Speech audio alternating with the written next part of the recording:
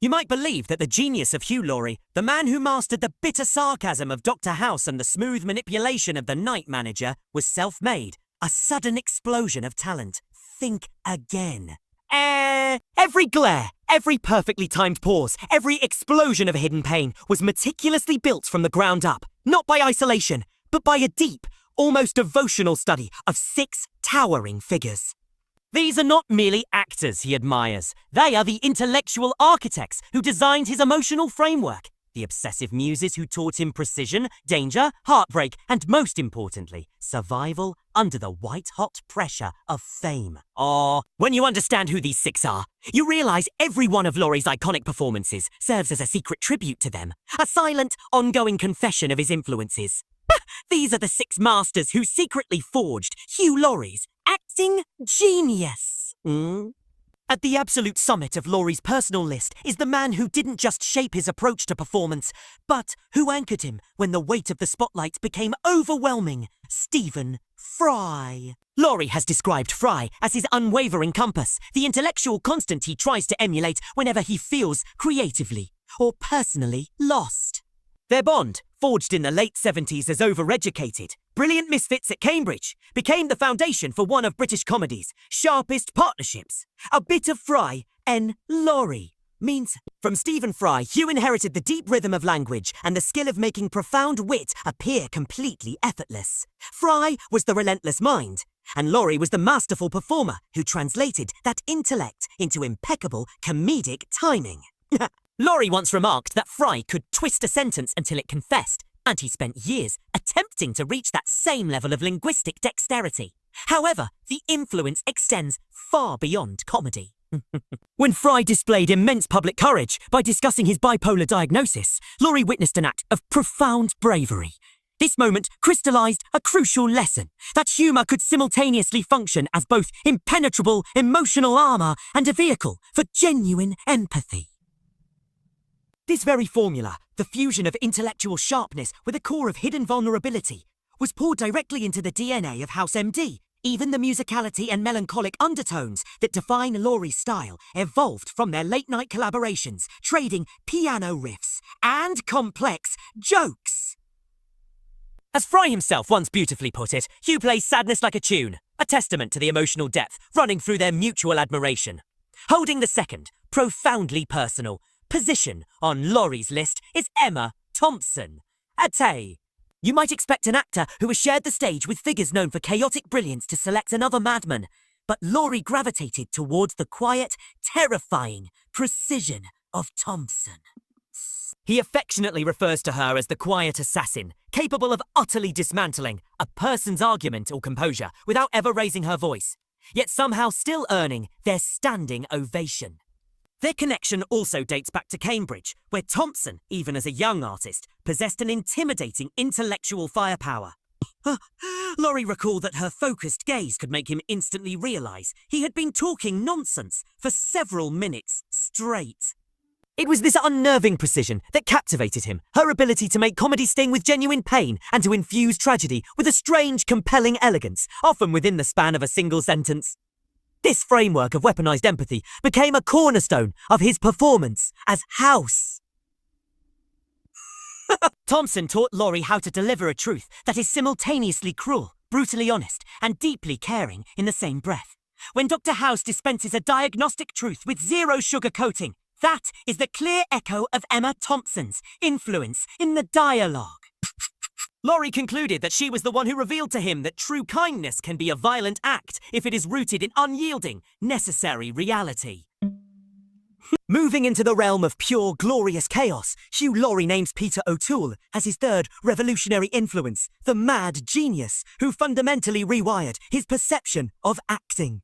Laurie did not admire O'Toole simply for his fame, but because he approached performance like surviving a magnificent, beautiful disaster.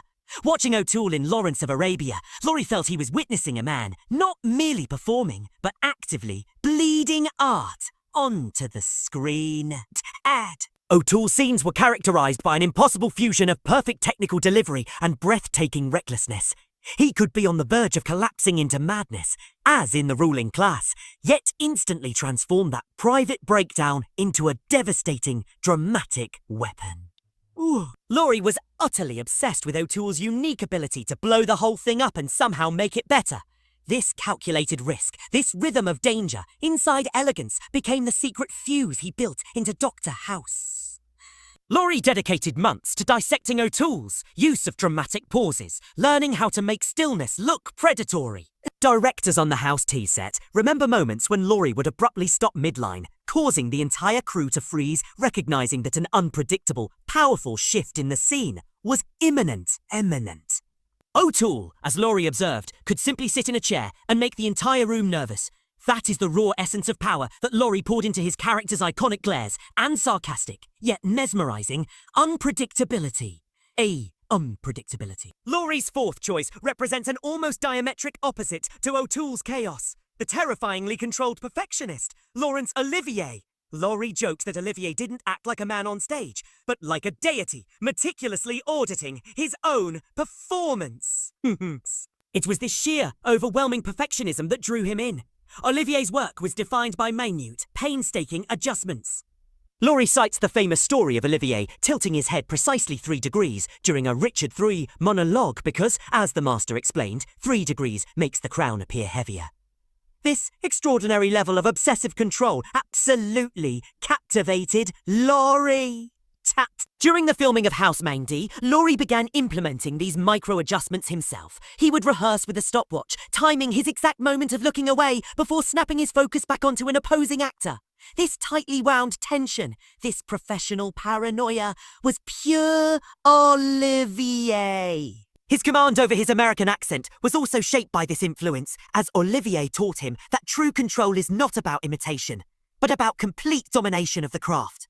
Yet, the technique was only half the story. What truly resonated with Laurie was the hidden anxiety in Olivier's work. The great actor always seemed like a man fighting the fear of losing control, desperately holding the world together by sheer force of will, an emotional state Laurie related to profoundly. In 5th place, Laurie places Robin Williams, whom he calls the storm that broke his smile. If Peter O'Toole taught him the technique of danger, Williams taught him what it truly felt like to completely explode in public. Laurie's first viewing of Good Morning, Vietnam was akin to watching a man sprint through fire and somehow emerge laughing. Williams's genius was not merely speed, but surgical precision hidden within a relentless wave of chaos. He could unleash 30 lines of manic improvisation in a single breath, yet follow it immediately by freezing the world with a devastating whisper. Laurie became obsessed with this instantaneous switch. He studied Williams's work in Dead Poets Society, observing how the actor's eyes could shift from the wise, inspiring teacher to a wounded child in a fraction of a second. This emotional whiplash was the precise trick he coveted for Dr. House. The iconic moments in the show where House delivers a razor-sharp, dark joke immediately following a tragic revelation are pure Robin Williams DNA. Laurie believes Williams was the first actor to demonstrate that humour is not the opposite of pain. Rather, it is the raw necessary smoke that comes off the fire of pain. This lesson guided Laurie through every episode, teaching him to balance crushing despair and brilliant, saving wit like 2 twin flames. And finally, completing the powerful circle of influence, Hugh Laurie names Colin Firth, the gentleman who made sadness look expensive. Laurie was fascinated by Firth's capacity to articulate profound sorrow through sheer restraint. He noted that Firth could deliver the simple line, "I'm fine," and simultaneously inspire an audience to tears. Having known Firth since the early 1980s, Laurie observed how Firth consistently transformed restraint into a finely tuned, dramatic language. Whether it was the subtle, powerful silence in the King's Speech or the single meaningful eyebrow raise in Pride and Prejudice, every pause felt like an unspoken confession. Laurie analysed these silences as critical, strategic movements. Firth, Laurie realised, plays deep, controlled emotion, like jazz. Every note appears clean and polished on the surface until the audience realises the entire composition is breaking apart inside them. This blueprint is fundamentally present in Dr. House, who consistently conceals profound, genuine sorrow beneath layers of caustic sarcasm. Laurie learned from Firth that dignity and emotional collapse can exist in the exact same breath, and that sometimes pain is far louder, far more devastating, when it is meticulously whispered instead of shouted. These 6 legends, the compass, the assassin, the genius, the perfectionist, the storm, and the gentleman, are the true secret co-creators of Hugh Laurie's legacy. He didn't build his genius alone, he built it on their foundational greatness.